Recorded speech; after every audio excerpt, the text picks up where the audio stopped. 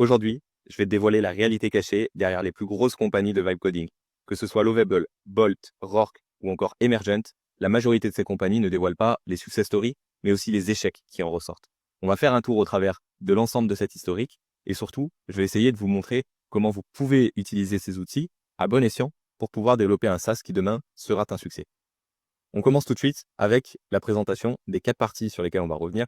La première, c'est Lovable décodé. On va faire un petit tour sur ce qu'est l'outil Lovable et à quoi il sert, qui est le plus gros de ces outils de vibe coding.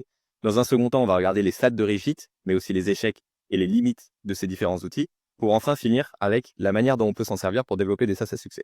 Pour revenir sur moi rapidement, je suis Byrod. J'ai vendu en 2024 mon SaaS Jamie à une compagnie US. Aujourd'hui, je travaille sur un nouveau SaaS de façon perso qui s'appelle SponsorUp, avec lequel nous avons un peu plus de 5000 newsletters qui sont déjà listés, 600 sponsors déjà listés également, et nous mettons simplement en relation les newsletters et les sponsors pour pouvoir faire du sponsoring dans un sens comme dans l'autre, le plus simplement possible. Donc, on leur propose tous les outils nécessaires pour que cette collaboration se réalise le plus facilement possible. Pour te parler un peu plus de moi, ce que je fais de mes journées notamment, je passe à peu près la majorité de mon temps à travailler. Quand je ne travaille pas, je fais du sport, comme tu peux le voir sur certaines photos, et je passe aussi du temps, bien évidemment, à profiter et à me détendre quand je ne travaille pas, que ce soit avec mon petit chien que vous retrouvez juste ici, qui est Taiko, et ma conjointe qui se situe juste ici, qu'on voit un peu moins. Aujourd'hui, j'ai lancé ce qu'on appelle CreatorOS. CreatorOS, c'est un studio incubateur qui accompagne les coachs, les entrepreneurs et les créateurs de contenu à développer leur SaaS, que ce soit du testing d'une idée jusqu'au lancement, à la monétisation et au scaling de leurs différents projets. On a déjà accompagné plus de 15 projets à l'heure actuelle, des projets comme Jamie qui a été mon premier SaaS, mais aussi Good Morning, Cocoon, Lodger, FlameUp, Noska, Cocoluna, Unditab, pour en citer quelques-uns. Vous en retrouvez deux juste ici. Le projet Lodger, qui est un projet qui vient révolutionner la gestion locative de demain, donc qui est un projet développé par des entrepreneurs français, ou le projet BetterZap, qui est un projet qui sort dans quelques jours et qui automatise la prospection sur WhatsApp. C'est un projet qui ici est développé par un créateur de contenu français qui a un peu plus de 200 000 followers sur les réseaux sociaux.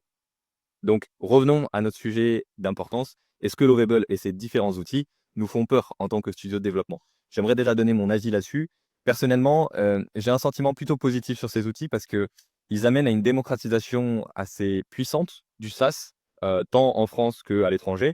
On se rend compte que la majorité des personnes, coachs, créateurs de contenu, entrepreneurs, voire même des personnes qui ne sont pas vraiment dans le business, ont envie de lancer un SaaS, ont envie et s'intéressent à ce sujet. Et pour nous, c'est assez intéressant parce que ces gens passent d'abord par ce type d'outils, donc que ce soit Lovable ou d'autres, et entre guillemets, préchauffent naturellement. C'est-à-dire qui, en développant une première solution, s'auto-alimentent du fait que leur outil, le SaaS, la solution qu'ils sont en train de développer est intéressante. Et ils développent dessus, ils créent des choses autour, et ça amène à un produit qui est beaucoup plus développé et qui commence à faire du sens. Suite à ça, généralement, et on va le voir juste après, mais il y a une limite à ces applications et cette limite, elle ne peut être franchie par une personne qui n'est pas un minimum technique. Et donc, ces gens font appel à des studios comme nous pour pouvoir terminer leur application, pour pouvoir les redévelopper en totalité et faire quelque chose de propre. Et nous, ça nous aide énormément étant donné qu'on a des maquettes qui sont déjà bien avancées. Ça amène à des MVP qui sont développés beaucoup plus rapidement. Donc aujourd'hui, on peut se permettre de développer des MVP en 30 à 45 jours au maximum pour un client, pour qu'il puisse tester son produit auprès d'une audience, le monétiser et qu'on puisse ensuite scaler ensemble. Donc, c'est assez intéressant sur ce point-là. Donc, Lovable, selon moi, c'est avant tout une success story qui est marketing et c'est aussi le first mover advantage. C'est-à-dire qu'ils ont été les premiers à se lancer là-dedans. Donc, aujourd'hui, c'est eux les plus gros. Ils n'ont pas spécialement l'outil qui est le plus performant, mais en tout cas, c'est les plus gros. Ils font actuellement 200 millions d'ARR, donc de chiffre d'affaires annuel. Ils ont une société qui est capitalisée à 1,8 milliard en 8 mois. Donc, je ne sais pas si vous vous rendez compte de la puissance, avec seulement une vingtaine d'employés. Donc, c'est absolument gigantesque. Et d'un côté, on a des influenceurs qui crient au miracle et qui disent que cette solution permet de développer des SaaS en 2 minutes. Et de l'autre côté, des dizaines de succès qui sont montrés par Lovable eux-mêmes et par ces influenceurs, avec au total un peu plus de 2 millions d'utilisateurs. Donc, on peut penser, et on aurait raison de penser que cet outil est clairement le futur des développeurs, le futur des studios, et que c'est cet outil qui va révolutionner le fait de développer des SaaS. Mais la réalité est tout autre, et on va le voir tout de suite. Dans un premier temps, Lovable décodé. Qu'est-ce que Lovable? Lovable, c'est une plateforme qui est alimentée par l'IA et qui génère des applications web complètes à partir de prompts en langage naturel. Donc, vous écrivez simplement ce que vous voulez et Lovable va vous développer une application sur cette base, sur cette discussion que vous avez avec lui. Aujourd'hui, il permet de développer des applications jusqu'à 20 fois plus rapidement et simplement qu'avec un développeur classique. Il permet de développer des systèmes d'authentification, des bases de données, les systèmes de paiement. Donc, en partant de ce principe-là, il est capable de faire à peu près tout ce qu'il faut pour qu'un outil ou pour qu'un SaaS puisse exister et fonctionner. Et ça marche réellement. il y a beaucoup de commentaires et de personnes qui disent qu'ils ont construit des apps dont ils rêvaient en 15 minutes, qu'ils ont créé plus de 4 apps fonctionnelles lors de leur première semaine. Il y a même une agence qui s'appelle Imaginary Space qui facture jusqu'à 100 000 $ par mois pour développer des prototypes sous Lovable pour leurs différents clients, pour qu'ils puissent tester un produit. Donc, jusque-là, une success story comme on en entend rarement et qui fonctionne totalement. L'outil semble extrêmement bien fonctionner. Cependant, quand on rentre un peu plus en détail dans les SaaS de ces produits, que ce soit Lovable ou d'autres, je ne veux pas accuser simplement Lovable, on se rend compte qu'il y a quand même des limites à tout ça. La première, c'est le problème des 70%. C'est un chiffre qui revient énormément, mais la majorité des personnes qui viennent lancer un SaaS avec Lovable, ils arrivent à développer généralement tout ce qui va être le front-end, donc qui va être la base de leur SaaS. Ils passent les 2, 3, 5, 7 premiers jours à développer toute la base pour qu'ils aient en fait toute la plateforme, le dashboard, l'ensemble des différentes cards sur la plateforme, etc. Donc visuellement, on a l'impression que tout fonctionne et que tout est parfait. C'est environ les 70% de l'application, c'est-à-dire qu'on va vraiment développer toute la base de l'application qui va sembler très belle et qui va sembler fonctionner. Par contre, après ces 70%, on se rend compte que quand on rentre dans la connexion aux bases de données, quand on rentre dans les différentes interactions utilisateurs, quand on rentre dans les systèmes de connexion entre les utilisateurs, il y a énormément de bugs qui arrivent. Quand on commence aussi à discuter davantage pour résoudre ces bugs avec le processus d'IA fourni par Lovable, on tombe dans ce qu'on appelle des boucles d'erreurs d'IA. Et ces boucles d'erreurs, elles amènent assez rapidement à du brûlage des crédits. Et Lovable a un système de pricing, et donc un système de monétisation auprès des personnes qui l'utilisent, qui fonctionne via un système de crédit. C'est-à-dire que une requête égale un crédit, et au bout de 100 crédits, vous avez utilisé tous vos crédits. Donc, il faut payer davantage pour pouvoir l'utiliser, pour avoir des crédits, tout simplement. Donc, sous cette structure-là, le fait que des crédits soient brûlés parce que l'IA se trompe est quelque chose qui pose vraiment problème. Et on se rend compte qu'il y a des milliers d'avis négatifs à ce sujet parce que ça ne fonctionne pas. J'ai retrouvé également des avis qui étaient donnés qui disaient que le code de Lovable qui est généré n'est pas construit pour scaler. C'est-à-dire que les structures sont très rigides, c'est-à-dire qu'elles ne vont pas s'adapter en fonction de ce qui est développé et elles sont extrêmement fragiles. C'est-à-dire que dès que vous allez avoir plus de 5-10 utilisateurs, il y a énormément de bugs qui vont arriver. Et également, on voit des erreurs multiples. On rencontre des avis qui disent rencontrent régulièrement des problèmes. Les intégrations Lovable Supabase peuvent geler après login ou perdre des fichiers sans avertissement. Donc on voit qu'il y a quand même des bugs qui se manifestent de part et d'autre et qui montrent que finalement c'est pas tout rose dans le back-end et que ça fonctionne pas si bien. Également, Guardio Labs, donc qui est un service qui audite les systèmes de sécurité, a audité Lovable et lui a mis une note de 1.8 sur 10. C'est la note la plus mauvaise. GPT par exemple a 8 sur 10. Claude a, il me semble, si je dis pas de bêtises, autour de 6 sur 10.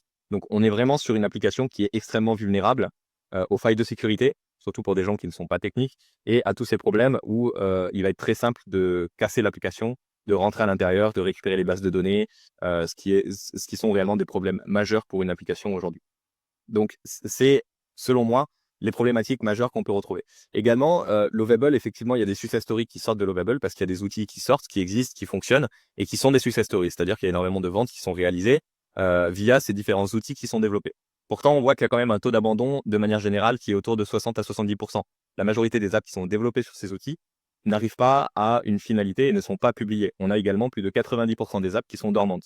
C'est-à-dire qu'elles ont été simplement mises sur GitHub de façon automatique, mais même le nom de l'application sur GitHub n'a pas été modifié. C'est-à-dire que ces personnes ne sont jamais allées au bout du process. Donc on peut se dire qu'il y a déjà moins de 10% des applications qui sont développées sur la plateforme qui arrivent à être publiées. Je ne parle pas de monétiser, mais simplement être publiées. Donc c'est un nombre qui reste quand même assez minime de manière générale. Donc au niveau des taux de réussite, ce qu'on peut voir, en tout cas de manière générale, et ce que Lovable communique à ce sujet-là, c'est que pour développer une landing page, Lovable amène à 80 à 90% de landing pages qui sont finalisées. Effectivement, développer une landing page avec Lovable, c'est super. C'est super simple, c'est très rapide, vous avez des choses de qualité. Et une landing page n'a pas besoin d'avoir de back-end, de système en arrière-plan. Donc, ça fonctionne très bien pour ça. Et clairement, c'est une fonctionnalité de Lovable qui est fortement recommandée. Vous pouvez créer des landing pages en quelques minutes qui sont de très haute qualité et qui fonctionnent très bien en étant débutant sans savoir coder. Pour développer un MVP simple, donc ce qu'on appelle un minimum viable product, donc c'est vraiment la base même de votre produit ou d'une fonctionnalité dans votre produit, c'est quelque chose d'assez simple. Là, on arrive à 60 à 70% de réussite et c'est des personnes qui, selon moi, sont plutôt amateurs qui peuvent y arriver. Il faut déjà avoir quelques connaissances techniques et pouvoir parler à l'intelligence artificielle de la bonne manière avec les bons mots pour qu'ils puissent comprendre réellement ce que vous voulez, comment corriger les choses, etc. Voire même peut-être toucher au code quand c'est nécessaire.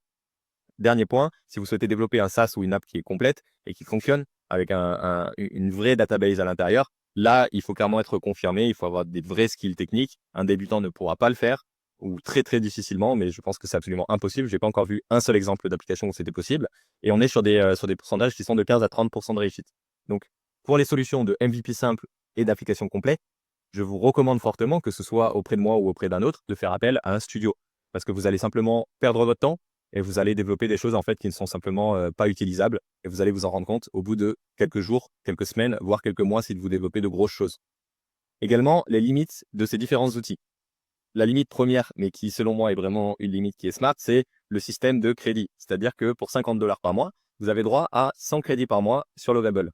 Si vous voulez monter en termes de crédit, donc vous pouvez envoyer que 100 requêtes à Lovable. Pour développer une application, vous allez devoir probablement utiliser une application qui fonctionne à minima. Vous allez devoir utiliser plus de 500 crédits. Je vois difficilement comment c'est possible de créer une application qui fonctionne et qui est à minima complexe avec 100 crédits. Si vous utilisez 500 crédits, vous allez devoir monter votre forfait ici et vous allez vite arriver à 200, 300 $ par mois, ce qui du coup pour Lovable est très intéressant. Ils font fonctionner leur système et leur business model sur ce principe-là. Vous commencez avec 100 crédits, peut-être gratuitement même avec 5 crédits par mois, vous passez rapidement au forfait à 25 crédits, et puis vous allez augmenter progressivement les crédits parce que vous voulez terminer cette application. Vous avez mis déjà beaucoup de temps dessus, donc vous allez monter en crédit pour pouvoir avoir un forfait supplémentaire. Et donc ce système de pricing est selon moi hyper smart et hyper bien réfléchi parce qu'il vient vraiment s'adapter selon le niveau d'envie du client. C'est-à-dire qu'au début, il n'a pas très envie, donc il paye moins cher. Progressivement, il développe son application, donc il a envie d'aller jusqu'au bout et il est de plus en plus chaud pour aller au bout de son application. Et donc, il va payer de plus en plus cher. Ce qui fonctionne extrêmement bien et ce qui fait qu'ils arrivent à faire un chiffre pareil aujourd'hui. Il y a également un véritable problème de plafond de scalabilité. C'est-à-dire que aujourd'hui, comme je l'ai dit, au-dessus de 10 users, au-dessus de 10 utilisateurs sur votre application en même temps, vous allez avoir des blocages, des bugs, des problèmes. C'est pas réellement bloquant dans le sens où Lovable doit être pour moi, et on en reparlera dans la 4e section, mais seulement utilisé pour du prototypage. Et donc, le problème de scalabilité n'est pas réellement un problème. Scalabilité, c'est le fait de pouvoir se développer, agrandir l'ensemble de la structure de votre application pour qu'elle puisse être adaptée à potentiellement plus d'utilisateurs. Également, les normes et les sécurités, que ce soit du RGPD, du SOC 2 ou du HIPAA, c'est des normes qui sont demandées, que ce soit en France, dans l'ensemble des pays en Europe. Vous devez respecter l'ensemble de ces normes et c'est des normes qui ne sont absolument pas respectées aujourd'hui par Lovable ou en tout cas seulement certaines d'entre elles, étant donné que c'est un outil qui s'adapte par rapport au pays dans lequel il est développé. Il ne respecte pas à 100% ces normes-là, donc c'est essentiel de soit repasser dessus, soit de venir les intégrer, soit d'utiliser encore une fois un studio pour pouvoir réellement mettre en place ces normes et ces sécurités. Sauf dans le cas, encore une fois, où vous faites du prototypage. Si vous faites du prototypage, vous vous en contrefoutez d'une certaine manière de ces normes. C'est pas le plus important étant donné que vous n'allez pas encore vendre le produit. Donc c'est pas une problématique majeure sur du prototypage. Aujourd'hui, comment se servir de Lovable? Lovable, pour moi, doit être utilisé pour de la validation rapide d'idées. Il est extrêmement bon là-dessus. Vous pouvez développer un MVP, juste du front-end, juste une base en quelques jours, envoyer le lien à certaines personnes, le montrer à des utilisateurs, récolter du feedback, pivoter si nécessaire parce que les gens ne sont pas réellement intéressés par un produit comme ça. Et si les gens sont intéressés par un produit comme ça, vous passez sur un véritable développement. Et encore une fois, vous faites probablement appel à un studio ou à d'autres personnes pour pouvoir développer une vraie solution. C'est également quelque chose d'intéressant pour des outils internes simples. Par exemple, vous êtes coach, et vous voulez utiliser un outil pour vos clients, pour pouvoir renseigner l'ensemble de leurs informations. Vous voulez créer de toutes petites interactions sur votre application, voire même que votre client ait accès à cette base-là et puisse voir ses informations et son progrès, par exemple pour un coach sportif. C'est très bien. Vous pouvez développer quelque chose d'assez simple, organiser la data, la montrer à vos clients et garder ça en interne. Ça fonctionne très bien pour ça. Vous pouvez également faire des démos pour des investisseurs ou des démos de MVP pour des studios. Comme je l'ai dit tout à l'heure, vous développez un premier MVP que vous pouvez montrer à un studio pour qu'il puisse s'en servir comme maquette de base pour pouvoir développer l'outil et donc vous réduisez drastiquement le prix que va vous coûter le studio. Et dans ce sens-là, c'est intéressant.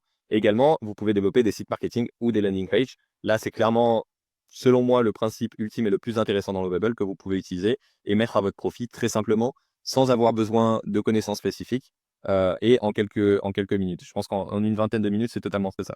Ce qu'il ne faut pas faire avec Lovable, c'est développer des logiques métiers complexes. N'essayez pas de faire de l'algorithme, n'essayez pas de faire des workflows multi-étapes.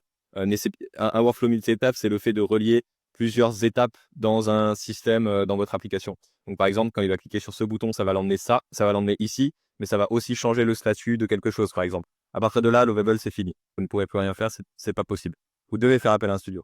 Ensuite, si vous avez besoin de scaler de façon importante, si vous visez directement 100 clients, ça sert à rien d'essayer de développer un SaaS vous-même. Pareil sur du secteur régulé. Donc, comme je l'ai dit tout à l'heure, si vous avez des audits de sécurité stricts à avoir, ne développez pas avec Lovable. Encore plus si vous voulez que vos bases clients soient protégés au mieux. Et également pour des business long terme. Pour tout ça, je ne recommande pas spécialement mon studio, mais vous devez faire appel à un studio, que ce soit le mien ou un autre. C'est extrêmement important. Donc en conclusion, pour dire ce que je pense réellement de Lovable, je pense que Lovable, c'est un outil qui est absolument incroyable aujourd'hui. C'est un outil qui peut permettre à n'importe quel débutant de sortir une maquette, d'éclaircir clairement ses idées, de les tester potentiellement avec un premier public sur quelque chose de très simple qui ne fonctionnera pas vraiment, vous ne pourrez pas le monétiser réellement, mais vous pouvez avoir une première base pour tester votre produit, tester votre idée et le développer par la suite. Donc pour ça, je pense que Lovable est incroyable. Par contre, pour tout ce qui est de... Je suis allé chercher de l'eau. Par contre, pour tout ce qui est lié à des apps complexes, etc., c'est pas du tout l'outil. Vous devez vous en servir seulement pour faire du prototype, pour tester des idées, pour faire des landing pages si vous le voulez, donc pour présenter vos idées sur une landing page. Utilisez Lovable, c'est incroyable pour ça. Donc c'est vraiment quelque chose qui fonctionne, mais qui, je pense, a eu une vision assez biaisée et qui a été ramené notamment par énormément de vendeurs de rêves, c'est-à-dire des influenceurs qui nous ont dit vous pouvez développer des applications Lovable qui vont aller jusqu'à 1 million de dollars, ce qui est totalement faux. J'ai jamais vu pour l'instant une seule application de qualité développée à 100% avec Lovable et qui tient et qui a un système de monétisation qui tient avec plusieurs utilisateurs. J'en ai pas vu une seule. Si vous avez un exemple à me donner et que vous pouvez m'assurer que ça a été développé par Lovable, je suis tout ouvert à l'entendre. Également, il y a énormément de débutants qui l'ont utilisé et quand on ne connaît pas les termes techniques, c'est évidemment plus difficile de développer une application qui fonctionne. Donc, une personne technique aura beaucoup plus de chances de développer quelque chose qui fonctionne sur Lovable qu'une personne qui ne l'est pas. Et dernièrement, c'est probablement cette année la plus grosse masterclass de marketing qu'on ait pu connaître parce que Lovable, ils nous ont vendu un rêve que tout le monde a eu envie de suivre, que tout le monde suit encore aujourd'hui et qui fonctionne d'une certaine manière. Je n'ai pas du tout envie de dire que c'est un scam parce que c'est vraiment quelque chose qui fonctionne, mais qui a ses limites et qu'on doit prendre en tant que tel. Donc c'est important de respecter ces limites-là et de ne pas penser que Lovable est capable de tout aujourd'hui. C'est faux. Et de toute façon, Lovable vous le montrera en fait si vous voulez développer quelque chose. Donc on a vraiment une vision qui est biaisée de cet outil et qui fonctionne d'une certaine manière, qui fonctionne très bien sur ses propres limites et qui ne peut pas aller plus loin que ces limites-là. Donc voilà ce que je pense de Lovable. Si la vidéo t'a plu, si la vidéo t'a intéressé, si tu en veux d'autres types, n'hésite pas à le dire en commentaire. Je te laisse t'abonner, activer la cloche et mettre un pouce bleu pour donner un petit peu de la force et que je puisse continuer à vous faire des vidéos au maximum. Et si tu as, toi, envie de lancer un SaaS, que ce soit un SaaS, une application ou un projet autour de ça, tu peux faire appel à nos services, Creator OS, tu peux prendre un appel gratuit, qu'on puisse définir ensemble et te montrer un peu les différents services qu'on propose, que ce soit au niveau des stratégies qu'on propose et qu'on met en place pour l'ensemble des personnes qui font appel à nos services, les équipes dédiées qu'on peut avoir, les offres qui seront toujours adaptées aux différents profils pour trouver ton SaaS à succès, discuter de son potentiel, estimer ton potentiel projet si tu en as déjà un, intégrer potentiellement notre incubateur qui se lance tout juste, donc qui est lié à ce studio, mais qui a pour but d'accompagner des projets qui sont des projets à fort potentiel et dans lesquels on va mettre de nos fonds personnels et de nos équipes pour pouvoir les accompagner, ou tout simplement découvrir nos services. Je te laisse, on se retrouve dans 4 jours, donc dimanche prochain pour la prochaine vidéo. Et puis si tu veux prendre un rendez-vous, tu as le lien directement dans la description. Et je te dis à bientôt.